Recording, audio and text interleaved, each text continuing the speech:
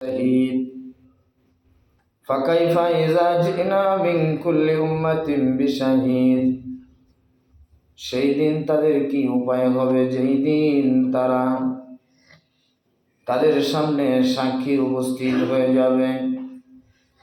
মিন কুল্লি উম্মাহ, এমন কোন উম্মত নাই যে উম্মতের ব্যাপারে কোনো সাক্ষী থাকবে না, অর্থাৎ প্রত্যেকটা উম্মতের ব্যাপারে তাদের মধ্য থেকে সাক্ষী তৈরি করা হবে। ওয়াজিনা বিকা আলা হাউলাই শাহিদা, দায়বশত অনেক সময় উম্মতরা বাঁচার জন্য রব্বে কারীমের কাছে বলবে, আল্লাহ এই গুনাহ তো আমি করেছিলাম না, আমার যে সাক্ষী আমার বিরুদ্ধে যে সাক্ষী দেয় এ তো মিথ্যা সাক্ষী দিচ্ছে, যে বাঁচার জন্য এই কথা বলবে। আল্লাহ পাক বলেন, ওয়াজিনা বিকা আলা হাউলাই শাহিদা, সেই দিন হাবিব আমার অন্যান্য নবীর উম্মতরা পর্যন্ত নবীকে পর্যন্ত অস্বীকার করবে। কিন্তু হায় আফসোস, সেই দিন আমার আপনার নবী সরকারে দু আলম দু জাহানের নবী জনাবে মুহাম্মদুর রাসূলুল্লাহ সাল্লাল্লাহু আলাইহি ওয়াসাল্লামকে যখন সাক্ষী মানা হবে, আর কোনো উম্মত এখানে আর মিথ্যা কথা বলার কোনো সুযোগ থাকবে না। অন্য নবীকে পর্যন্ত উম্মতরা মানতে চাবে না, বলবে আমার কাছে তো ইসলামের দাওয়াত নিয়ে আপনার অমুক নবী যায় নাই। আল্লাহ তাআলা সেই জায়গায় সাক্ষ্য হিসেবে দাঁড় করাবেন আমার আপনার নবী সরকারে দু আলমকে। আল্লাহর নবী যখন দাঁড়াবে, আল্লাহর নবীকে যখন সাক্ষী মানা হবে, ওই উম্মত ওই নবীর উম্মত, মনে করেন সাপোজ কথা হযরতে মূসা নবীর উম্মত, আর মূসাকে অস্বীকার করতে পারবে না। আল্লাহ তাআলা পরের আয়াতের মধ্যে বলেন, সেই দিন ভয়াবহতা শুধু ইমানদারদের নয় বরং কাফেরদের ভয়াবহতা আরো বেশি হবে। ইয়াউমাইযি ইয়াওয়াদ্দুল্লাযীনা কাফারু, সেই দিন যারা বিরুদ্ধাচরণ করেছিল, আমি আল্লাহকে যারা মেনেছিল না, আমি আল্লাহ রসুলের যারা বিরুদ্ধাচরণ করেছিল, ইয়াউমাইযি ইয়াওয়াদ্দুল্লাযীনা কাফারু ওয়া আসাবুর রাসূলা, ওই সমস্ত ব্যক্তিবর্গরা এবং কাফেররা যারা আমার বিরুদ্ধাচরণ করেছিল, আমার হাবিবের বিরুদ্ধাচরণ করেছিল, লাউ তুসাওয়া বিহিমুল আর, সেই দিন আমার ভয়াবহতা দেখে দেখে তারা তাদের নিজের কোনো কথাই তো গোপন করতে পারবে না, নিজের কোনো আমলকে গোপন করতে পারবে না। মিথ্যার আশ্রয় নেবে কিন্তু মিথ্যার উপরে তারা অটল থাকতে পারবে না। আফসোস করে করে বলতে থাকবে, হায় আফসোস, হায় আফসোস, হায় আফসোস, লাউ তুসাওয়া বিহিমুল আর, আমি যদি মাটি হয়ে যেতে পারতাম, আমাকে যদি আল্লাহ মানুষ না বানাইতো, আমি যদি দুনিয়াতে মানুষ হিসেবে না যাইতাম, আমি যদি পশু পাখি হিসেবে দুনিয়াতে যাইতে পারতাম, আমাকে যদি আল্লাহ পশু পাখিও না বানাইয়া যদি আমাকে মাটি বানাইয়া দিত, তাহলে কতই না ভালো হতো রে। আজকে এই মুহূর্তে আমাকে আর আযাবের মধ্যে গ্রেফতার হওয়া লাগতো না। ওয়ালা ইয়াকতুমুনা আল্লাহা হাদিসা, একটা বাক্য পর্যন্ত আল্লাহর একজন গোলাম অস্বীকার করতে পারবে না। ছোট্ট একটা কাজ, ছোট্ট একটা কথা পর্যন্ত গোপন রাখা তার জন্য সম্ভব হবে না। ওয়ালা ইয়াকতুমুনা আল্লাহ, আল্লাহ তাআলা তার সব কিছু ওপেন করে দিবে। বান্দা, এই যে এই আমলগুলো তোর ছিল দুনিয়াতে, এই গুনার কাজগুলো তুই করেছিলি, গুনার কাজগুলো করেছিলি। আব্দুল্লাহ ইবনে মুবারক রাদিয়াল্লাহু, আব্দুল্লাহ ইবনে মুবারক রাহমাতুল্লাহি আলাইহি সাঈদ ইবনে মুসাইয়িব রাদিয়াল্লাহু তাআলা আনহুর উদ্ধৃতি দিয়ে বলেন, প্রতিদিন সকাল এবং বিকালে প্রত্যেকটা বান্দার আমল নামাগুলো আমার আপনার নবী পর্যন্ত পৌঁছিয়ে দেওয়া হয়। প্রতিদিন আমল পৌঁছানো হয়। এই জন্য কিয়ামতের ময়দানে কাফেরদের আমল নবীজির কাছে পৌঁছানো হচ্ছে, এরা আল্লাহর বিরুদ্ধাচরণ করছে, আপনার বিরুদ্ধাচরণ করছে। কিয়ামতের ময়দানে মহান আল্লাহ রাব্বুল আলামিন যখন বান্দাকে জিজ্ঞাসা করবে, বান্দা অস্বীকার করতে চাবে, কিন্তু অন্য অন্য নবীর সামনে অস্বীকার করলেও আমার আপনার নবীর সামনে অস্বীকার করতে পারবে না। আখিরি জামানার পয়গম্বর তিনি আমল দেখে দেখে বলবেন, এই যে তুমি অমুক দিনে এই আমলটা করেছিলা, এই মিথ্যাটা বলেছিলা, নামাজ পড়েছিলা না, একটাও গোপন করা সম্ভব হবে না, গোপন করতে পারবে না। হযরত আব্দুল্লাহ ইবনে মাসউদ রাদিয়াল্লাহু তাআলা আনহু বলেন, এই আয়াত যখন নাযিল হয় আমাকে আল্লাহর নবী ডাক দিয়ে বলেন, আব্দুল্লাহ ইবনে মাসউদ রে তুমি একটু তেলাওয়াত করো। আব্দুল্লাহ ইবনে মাসউদ বলে, ইয়া রাসূলুল্লাহ, ইয়া হাবিবাল্লাহ, হুজুর আপনার উপরে কোরআন নাযিল হয় আবার আমি তেলাওয়াত করব আপনার সামনে, এটা কেমন করে হয়? আল্লাহর নবী বলে, আব্দুল্লাহ ইবনে মাসউদ তেলাওয়াত করো, তেলাওয়াত করো। আব্দুল্লাহ ইবনে মাসউদ তেলাওয়াত করতে শুরু করে দিয়েছেন। আব্দুল্লাহ ইবনে মাসউদ বলেন, যখন আমি সূরা নিসার 41 নং 42 নং আয়াত তেলাওয়াত শুরু করে দিলাম, ইয়াউমাইযিন ইয়াওয়াদ্দুল্লাযীনা কাফারু ওয়া আসাবুর রাসূলা লাউ তুসাওয়া বিহিমুল আরদ ওয়া লা ইয়াকতুমুনাল্লাহা হাদিসা। এই আয়াত পর্যন্ত যখন আমি তেলাওয়াত করতে করতে আসছি, আল্লাহর নবী ডাক দিয়ে বলে, উসকুত ইয়া মাসউদ, উসকুত ইয়া মাসউদ, মাসউদ একটু থামো, মাসউদ একটু থামো। ও আব্দুল্লাহ ইবনে মাসউদ, তুমি একটু পড়া বন্ধ করো। আব্দুল্লাহ ইবনে মাসউদ বলে, আমি পড়া বন্ধ করলাম, আর নবীজির চেহারার দিকে আমি তাকাইলাম, আমি তাকায়া দেখি নবীজির চোখ দিয়ে টপ টপ টপ টপ করে পানিগুলো বয়ে বয়ে পড়ে যায়। আব্দুল্লাহ ইবনে মাসউদ রাদিয়াল্লাহু তাআলা আন নবীজিকে ডাক দিয়ে বলেন, পয়গম্বর, মনে হয় আমার তেলাওয়াতের মধ্যে কোনো ভুল ত্রুটি হয়েছে গো পয়গম্বর। আল্লাহর নবী বলেন, না রে আব্দুল্লাহ ইবনে মাসউদ, না, এই জন্য আমি কাঁদি না, আমি এই জন্য কাঁদি কিয়ামতের ময়দানে মানুষ যে দুনিয়াতে আমাকে চিনল না, আল্লাহকে চিনল না, আল্লাহকে মানল না, আমাকেও মানল না, না মানার কারণে কিয়ামতের ময়দানে যখন মানুষ বিভীষিকার মধ্যে পড়ে যাবে, ভয়াবহতার মধ্যে যখন মানুষ সামনে উপস্থিত হয়ে যাবে, ওই সময় মানুষ বলতে থাকবে, ওয়ায়াকুলুল কাফিরু ইয়া লাইতানি কুনতু তুরাবা। যারা মুমিন যারা ছিল, নেক আমল করে নাই, এরা অত আফসোস করতে থাকবে, কাফেররা পর্যন্ত আফসোস করে করে বলতে থাকবে, হায় আফসোস, হায় আফসোস, হায় আফসোস, আমি মাটি মানুষ না হইয়া আমাকে যদি আল্লাহ তাআলা মাটি করে বানাইতো, আমাকে যদি আল্লাহ তাআলা মাটি বানাইতো, তাহলে আজকে আমার আর কোনো হিসাব হতো না, হিসাবের কাজ করে আমাকে তার হওয়া লাগবে না। আল্লাহর নবী বলেন, এইভাবে তারা আফসোস করতে থাকবে। আল্লাহর নবী পরবর্তী একটা আয়াত তেলাওয়াত করেন, ইয়াউমা তাজিদু কুল্লু নাফসিম মা আমিলাত মিন খাইরিন মুহদারা। প্রত্যেকটা নফসের সামনে, প্রত্যেকটা আত্মার সামনে, প্রত্যেকটা ব্যক্তির সামনে মিন খাইরিন মুহদারা, তার ভালো আমলগুলো তার সামনে তুলে ধরা হবে। ওমা আউমা আমিলাত মিন সু, ওমা আমিলাত মিন সু, এবং খারাপ আমলগুলো, গুনাহগুলো তার সামনে তুলে ধরা হবে।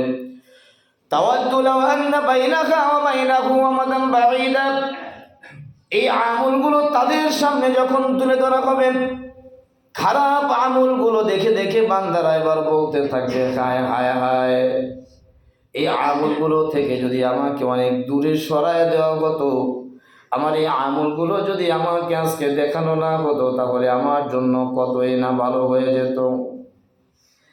আমি যদি মানুষ না হইতাম, আমি যদি পশু হইতাম, আমাকে আল্লাহ তাআলা যদি দুনিয়াতে পশু বানায় রাখতেন, আজকে আমার কোনো হিসাব হতো না। ওয়ালা ইয়াকতুমুনাল্লাহা হাদিসা, আমার যে গুনাহগুলো একটাও আজকে গোপন থাকছে না।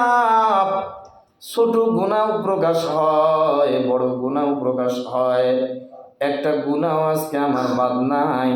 আমি যদি মানুষ না হইয়া মাটি হয়ে যেতাম তাহলে মনে হয় আমার আজকে কোনো হিসাব হতো না, এটাই ভালো হতো। কিতাব যেটা প্রমাণ করে বাবা, অনেক মুসলমান তাদের সাজা খাটার পর মহান আল্লাহ রাব্বুল আলামিনের দরবারে যখন আল্লাহ তাআলার কৃপায়, অনুগ্রহের দয়ায়, আল্লাহ তাআলার দয়ায় যেমনি ভাবে আমরা অমূল্য নিয়ামতগুলো, যেমনি ভাবে আমাদের চলাচল আর বসবাস, যেই নিয়ামতের মূল্য কোনো মানুষ দেওয়া সম্ভব হবে না, যেই নিয়ামতগুলো দুনিয়াতে ক্রয় বিক্রয়ও হয় না, এমন বিশাল বিশাল নিয়ামত যেমনিভাবে আল্লাহ তাআলা আমাকে আপনাকে এমনি দিয়ে রাখছে, মাংনাই দিয়ে রাখছে, কোনো টাকা পয়সা নেন নাই, বিল নেওয়া হয় না, ঠিক তেমনিভাবে আল্লাহ তাআলা কিয়ামতের ময়দানে বহু মুসলমান দিগকে, ওই যে বিগত জুমায় আলোচনা করেছিলাম, ওয়াইন তাকু হাসানাতান ইউদাইফাহা, আল্লাহ তাআলা কোনো একজন বান্দাকে ডাকতে বলবে, বান্দা এই যে চিরকুটিটা নিয়ে যা, চিরকুটির মধ্যে শুধুমাত্র জীবনে একবার কালিমা পড়ার সওয়াবটা আছে। মুসলমানদেরকে যখন সাজা খাটা হয়ে যাবে, অনেক মুসলমানরা জাহান্নাম থেকে পরিত্রাণ পেয়ে যাবে, জাহান্নাম থেকে পরিত্রাণ পেয়ে যাবে। আল্লাহ তাআলা দয়া করে, মায়া করে, মহাব্বত করে করে বান্দাকে জাহান্নাম থেকে উঠায়া মাফ করে তাদেরকে সুন্দর চেহারা বানাইয়া হাবে আউজে কাউসারের পানির দ্বারা গোসল করাইয়া সুন্দর করে তাদের চেহারার মধ্যে পরিবর্তন করে দিয়া জান্নাতি বানায় দিবে। এই সময় কাফেররা দেখবে আর আফসোস করে করে বলতে থাকবে, হায় হায় কি উপায়, দুনিয়াতে যদিও আমি কাফের ছিলাম, কাফের না থেকে যদি আমি মুসলমান হয়ে মরতে পারতাম, রুবামা ইয়াওয়াদ্দুল্লাযীনা কাফারু লাউ কানু মুসলিমিন। কাফেররা এবার আফসোস করে করে বলতে থাকবে, হায় আফসোস, আমি যদি কাফের অবস্থায় মারা না গিয়ে মুসলমান হয়ে মারা যেতাম, আমার গুনার জন্য শাস্তি খাটার পরে হলেও তো আজকে আমি মাপ পাওয়ার একটা সম্ভাবনা ছিল। এই অবস্থা দেখে কাফেররা এবার চিন্তা করবে, মাপ পাওয়ার আশায় চিন্তা করবেন, এই মুহূর্তে দেখি যে একটু মিথ্যা কথা বলে মাপ পাওয়া যায় কিনা।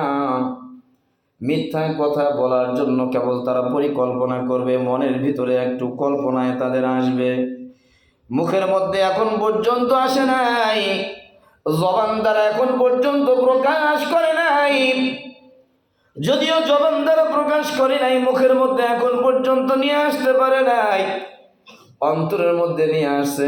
দুনিয়ার কোনো মানুষ, ময়দানে মাহাশরের কোনো মানুষ না জানলেও জানেন কে?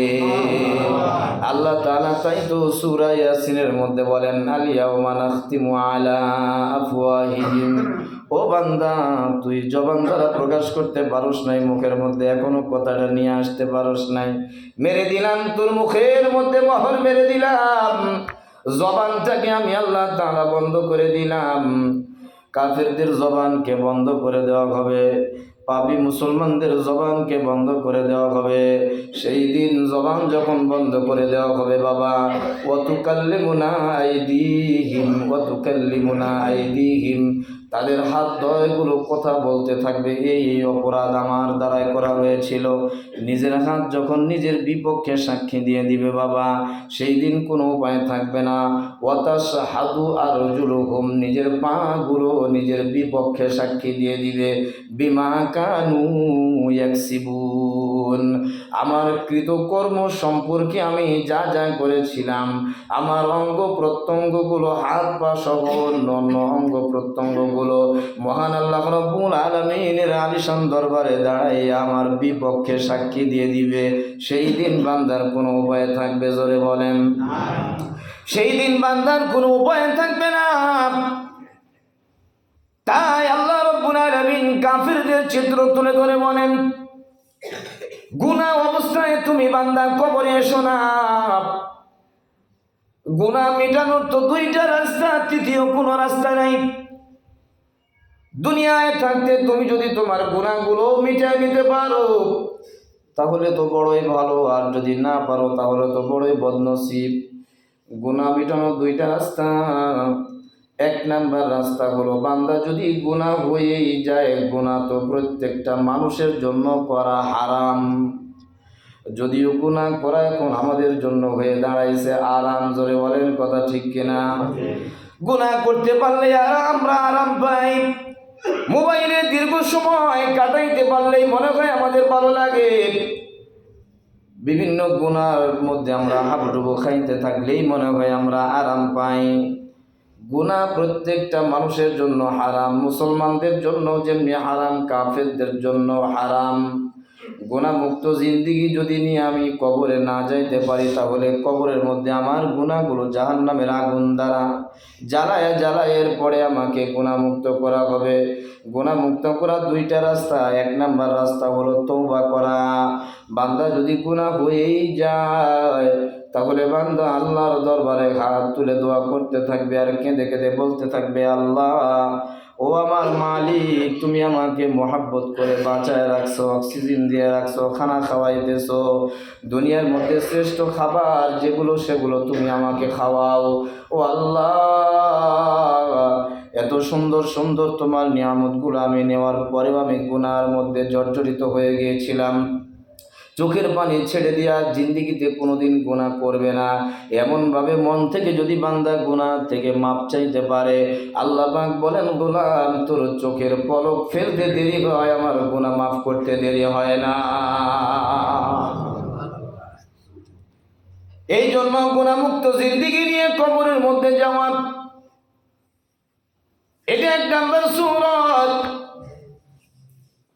আর যদি তওবা করার সুযোগ না হয়, গুনাহ নিয়ে যদি আমি আপনি কবরের মধ্যে যাই, সেখানে তো মাপের কোনো ব্যবস্থা নাই। কবরের মধ্যে জাহান্নামের আগুন দ্বারা জ্বালায়া জ্বালায়া জ্বালায়া জ্বালায়া গুনাহগুলোর শাস্তি দিয়া দিয়া এরপরে যদি আমি ইমানদার হই, এরপরে আল্লাহ তাআলা আমাকে মাফ করে দিবেন। তাই বলতেছিলাম, বান্দারা কখনোই কোনো অবস্থাতেই কোনো সময়ে গুনাহ করবে না। এটা চলতেছে রজব মাস। আজকে রজব মাসের 5 তারিখ, হ্যাঁ 6 না 4 না 5 হবে অথবা 6 হবে, সম্ভবত 5। আচ্ছা যাই হোক, ক্যালেন্ডারে দেখেছেন তো, কোনোটাতে 6 কোনোটাতে 5, মেনে নিলাম 6 তারিখই ধরলাম, আপনাদেরটাই ধরলাম। রজব মাস আল্লাহ তাআলার কাছে বান্দাদের জন্য খুব সম্মানিত মাস। রজব মাসটা আল্লাহ তাআলার কাছে সম্মানিত মাস। সব মাস আল্লাহ তাআলার দরবারে সম্মানিত। এরপরেও হাদিসের মধ্যে যেটা আসছে, কোরআনুল কারীমের মধ্যে যেটা আসছে, ইন্না ইদ্দাতাশ শুহুরি ইনদাল্লাহি 12 শাহরান ফি কিতাবিল্লাহি ইয়ামা খালাকাস সামাওয়াতি ওয়াল আরদা মিনহা আরবাআতুন হুরুম। নবমণ্ডল ভূমণ্ডল যখন থেকে তৈরি হয়, ঠিক তখন থেকে মহান আল্লাহ রাব্বুল আলামিনের হিসাব মতে বছরে 12টি মাস। আপনাদের হিসাবে কত মাস? তাহলে হিসাবে ঠিক আছে। আল্লাহ তাআলা বলেন এর মধ্যে 4টি মাস হলো হুরুম, অত্যন্ত খুব বরকতময় মাস, সম্মানিত মাস। 12টি মাস হইতো আল্লাহ তাআলার পক্ষ থেকে দেওয়া, 2 হাত হইতো আল্লাহ তাআলার পক্ষ থেকে দেওয়া, 2 হাতই সম্মানিত হাত, 2 হাতেরই প্রয়োজন। এরপরেও একটু উদাহরণের জন্য বলি, যদিও এই উদাহরণ এই জায়গায় খাটে না, এরপরেও শুধু একটু বোঝানোর জন্য বলি। আপনাকে কেউ যদি একটা গিফট দেয়, 2 হাত তো আল্লাহ তাআলার পক্ষ থেকে দেওয়া, গিফটটা যদি বাম হাত দিয়ে দেয় এটা কেমন হয়? আর ওই একই জিনিস যদি ডান হাত দিয়ে দেয় তাহলে কেমন লাগে? একটু ভালো লাগে না খারাপ লাগে? মাস তো সব মাসই সম্মানিত মাস। এরপরেও রহমতের মাস, সমস্ত মাসই তো আল্লাহ তাআলার পক্ষ থেকে দেওয়া। আল্লাহ তাআলা বলেন এই 12টি মাসের মধ্যে আমি 4টি মাসকে আলাদা সম্মানিত করেছি, জিলকাদ, জিলহজ, মুহররম এবং রজব মাস। এই 4টি মাসকে আমি আল্লাহ তাআলা আলাদাভাবে সম্মানিত করেছি। ফালা তাযলিমু ফীহিন্না আনফুসাকুম। এই মাস যখন চলে আসবে, এই মাস যখন তোমরা পেয়ে যাবা, এই মাসের মধ্যে তোমরা নিজের উপরে নিজে জুলুম করবা না। নিজের উপরে নিজে জুলুম করা কাকে বোঝায়? আমরা তো পরের উপরে জুলুম করা এটা সহজে বুঝি। পরের উপরে জুলুম করা এটা সহজে আমরা গুমান করতে পারি, ধারণা করতে পারি, আমাদের চিন্তায় আসে। কিন্তু নিজের উপরে জুলুম করা কাকে বলা হয়? আল্লাহ তাআলা কালামে পাকের মধ্যে বলেন, ওয়ামান ইয়াতাআদ্দা হুদুদাল্লাহি ফাকাদ যালামা নাফসা। যে ব্যক্তি আমার সীমাকে অতিক্রম করলো সে তো নিজের উপরে জুলুম করলো। নামাজ পড়াটা একটা সীমা রেখার মধ্যে আছে না নাই? জোরে বলতে হবে, আছে না নাই? রোজা রাখা এটা আল্লাহ তাআলার বিধানের সীমাবদ্ধতার মধ্যে আছে না নাই? যাকাত দেওয়া এটা সীমাবদ্ধতার মধ্যে পড়ে কি পড়ে না? হজ করা এটা সীমার মধ্যে পড়ে কি পড়ে না? যারা এই সমস্ত সীমাবদ্ধতা থেকে অতিক্রম করবে, আল্লাহ তাআলা বলেন এরাই হলো নিজের নফসের উপরে জুলুম করলো। সীমাবদ্ধতা অতিক্রম করা মানে হলো, গোলাম তুমি গুনার কাজের দিকে যেও না। গুনার কাজে আমি গেলাম, গুনার কাজে যাওয়াই হলো আমার সীমাবদ্ধতা লঙ্ঘন হয়ে যায়। এই জন্য নিজের উপরে তখন জুলুম হয়ে যায়।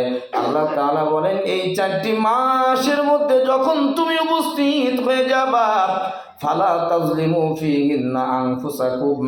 অন্য মাসে তো তুমি গুনাহ করবাই না, কিন্তু এই 4টি মাস, বিশেষ করে এই 4টি মাসে তুমি গুনাহ করা আরো তোমার জন্য বেশি করে হারাম করে দিলা। তাই তো মাস প্রতিটা শুরু করে আল্লাহর নবী আল্লাহর কাছে দোয়া করতেন, আল্লাহুম্মা আইল্লাহু আলাইনা বিল আম। ও মালিক, তুমি আমাকে যে মাসের মধ্যে পৌঁছায় দিলে, আল্লাহ তুমি এই মাসে আমাকে নিরাপদ রেখো। ওয়ালা লিল ঈমান, ঈমান অবস্থায় আমাকে জীবন যাপন করার তৌফিক দিও।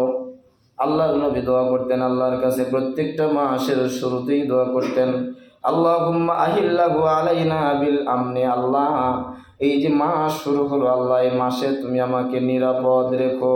ওয়াল ঈমান, এবং ঈমানের সাথে চলার তৌফিক দিয়ে দিও। ওয়া সালামাকা, আল্লাহ তুমি আমাকে শান্তিতে বসবাস করার মতো সিহাতে কুল্লিয়া যাকে বলা হয়, সুস্থতার সাথে আল্লাহ তুমি আমাকে জীবন যাপন করার তৌফিক দিও। মিনাল মুসাইবিদ দুনিয়া ওয়াল আখিরাহ, আল্লাহ দুনিয়া এবং আখিরাতের মুসিবত থেকে আল্লাহ তুমি আমাকে বাঁচাও। মাস শুরু করে আল্লাহর নবী এইভাবে দোয়া করতেন।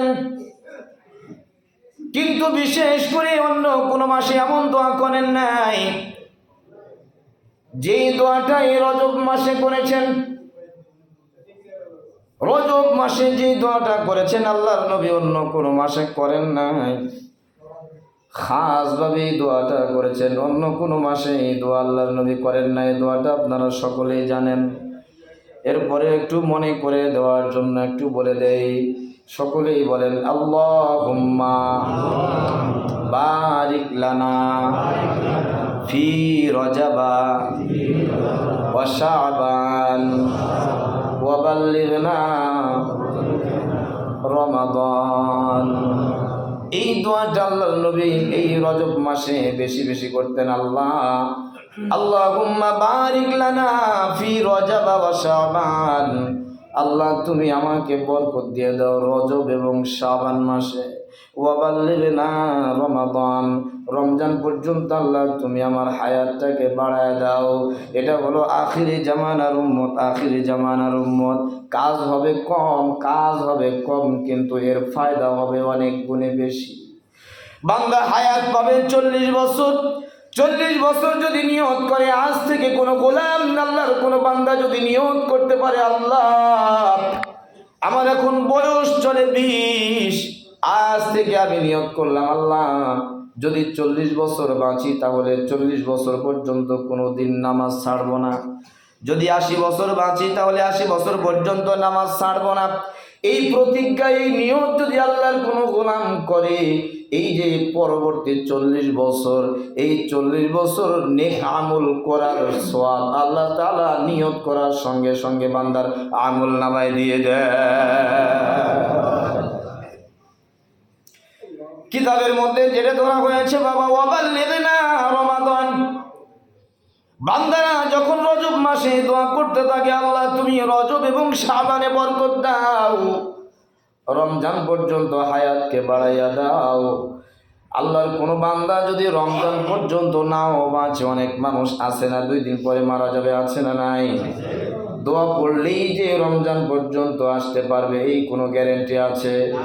আল্লাহর হাবিব বলেন, এই দোয়া রজব মাসে করার পরে আল্লাহর কোনো বান্দা যদি মারা যায়, রমজান পর্যন্ত বেঁচে থাকলে, রমজানের মধ্যে আমল করলে যে নেকি আর সওয়াব হতো, আল্লাহ তাআলার দরবারে বান্দা এই দোয়া করার কারণে রমজানে উপস্থিত থেকে যারা নেক আমল করবে, যতগুলো সওয়াব অর্জন করবে, আল্লাহ যেই বান্দা মারা গেল আল্লাহর কাছে দোয়া করার পরে আল্লাহ তাআলা রাজি আর খুশি হইয়া মোহাব্বত করে বান্দার আমল নামায় রমজানের শেষ রাত্রি পর্যন্ত পূর্ণাঙ্গ আমলের সওয়াব বান্দার আমল নামায় দেওয়া হয়।